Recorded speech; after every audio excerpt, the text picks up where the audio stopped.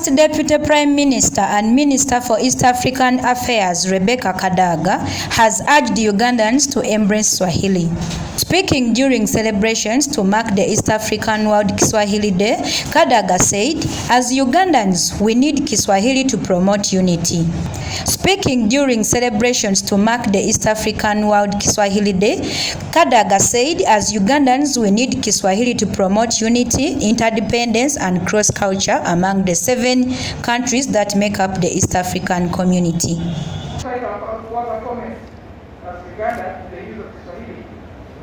I want to reassure the audience here that there is real interest by the country. In the last 1 year, I have received very many delegations of Ugandans who are able to speak Swahili. There are people who have graduated with PhDs from our universities here, Makerere University, University in Uganda. There are others, there is even an association. She implored Africans to be proud of their local languages.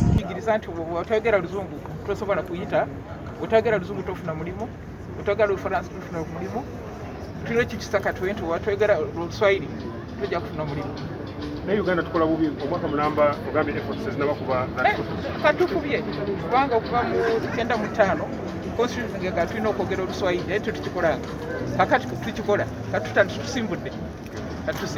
Commissioner East African Affairs Edward Sebina urged Ugandans to embrace this change because it will help promote employment opportunities, especially among the youth. Celebrations. We think these are very good opportunities to promote the language and the use of Swahili in Uganda, and then come up with resolutions. At the end of the day, we want to come up with resolutions to be able to take them forward as a country so that we promote language in the region, but in the capital of the region. This is an opportunity to network with the youth, specifically the youth. I can see a lot of youth around to take up this language, be keen and interested to learn the language.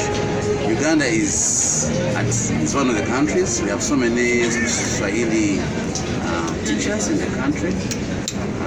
Once we promote it, also our business community will benefit from it.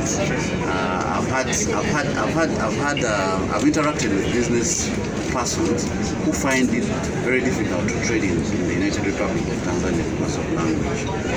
So we think that if we promote the language in the business community, in the private sector, the civil society, the youth, you people who are looking for jobs out there, you need to be competitive. This language, especially if you're not. Nagujja Serena, Big Television.